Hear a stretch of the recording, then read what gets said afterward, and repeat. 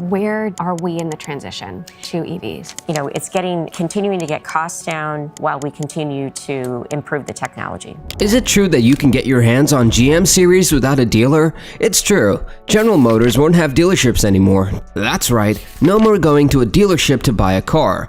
But why did they decide this, and how will it affect buying cars later?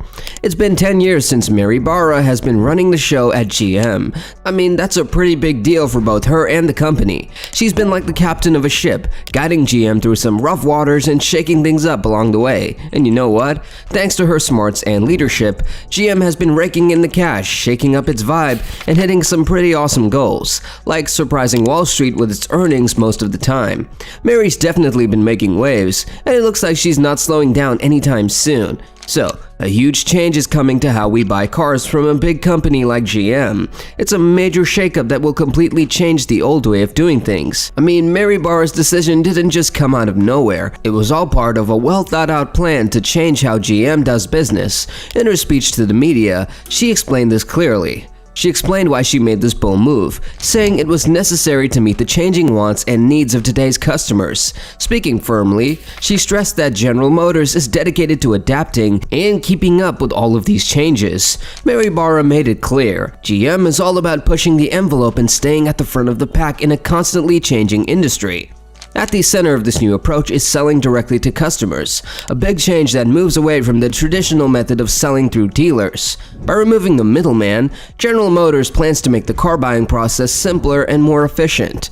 This approach focuses on being clear and straightforward, making things easier for new customers and putting their needs first. Mary Barra also wants to give customers more power, letting them have more say in their car buying experience and getting rid of the usual hassles that come with negotiating at car dealerships. But what does this mean for the traditional way of buying cars? Well, for many, dealerships have been the main way for car makers to sell cars to people, acting like gatekeepers in the car buying process. However, a new announcement suggests big changes are coming. With these big changes happening, dealerships must either adapt or risk becoming outdated. Even though the change is causing worry and uncertainty, there is also a chance for new opportunities.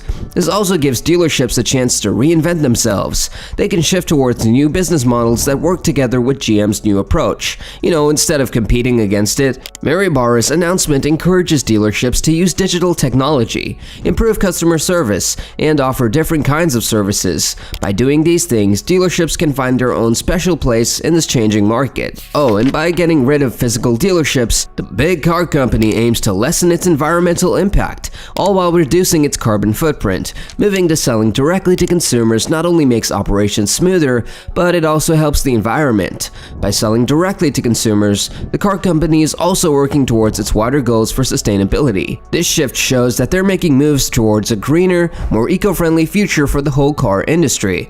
Of course, moving away from using dealers. Moving to a model without dealerships has its difficulties. Some people worry about job losses, logistical problems, and upsetting the dealership networks that have been loyal for years. Facing these concerns directly, Mary Barra restated GM's promise to help employees who are affected. They plan to make the change easier for dealership partners by offering training, severance packages, and help with finding new jobs. So, GM is committed to lessening the impact of these big changes on its employees. They really want to make sure that no one is left out as the company moves forward. Also, GM is aware of the logistical challenges. Switching to a direct-to-consumer model is a big deal and comes with many of its own challenges. These include managing supplies, keeping track of inventory, providing customer service, and supporting customers after sale. General Motors is ready to lead into a future where change is the only sure thing, and the only limit is human creativity. GM's big change is causing ripples throughout the car industry, making other car makers rethink their own business plans and look for new ways to do things. People often say that Mary Barra is one of the most powerful business leaders globally. Former and current executives think she's a real visionary and a leader who brings everyone together. She's always stayed laser focused on her goals. For a long time, Mary's been working hard to shake things up and make big changes at General Motors, the biggest car maker in the US, but lately, some of her big plans haven't gone as well as everyone hoped, including her own. So, what are GM's next grand plans?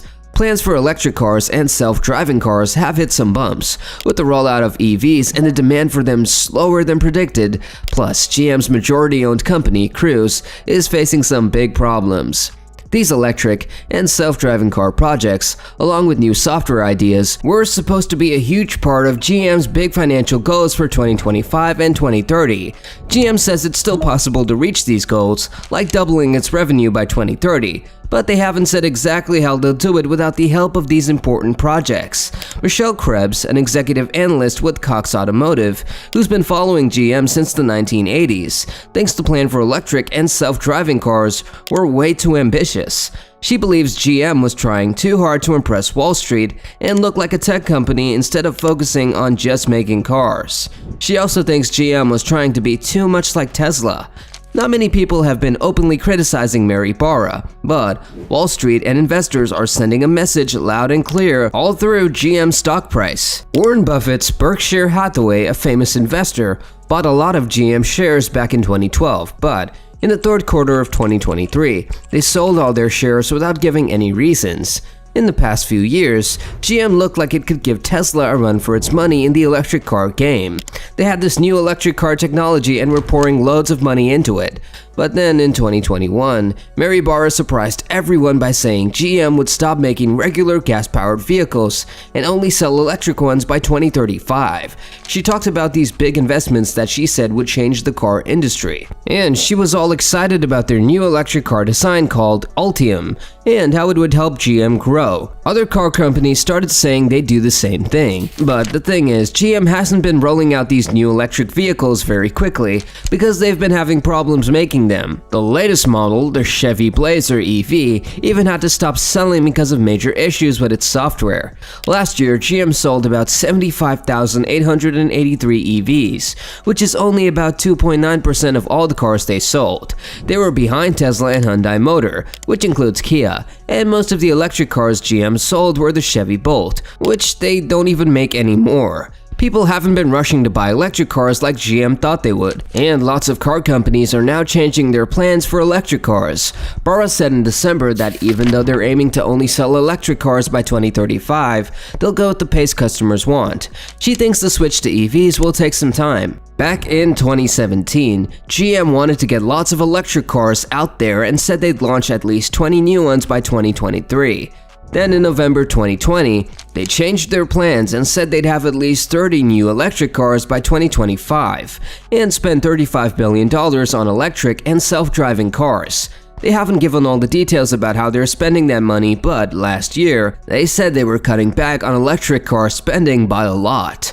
We want to know how you think this decision will affect the car industry in the future, so do let us know in the comments below. Also, don't forget to hit like and subscribe. Thanks for watching and see you next time.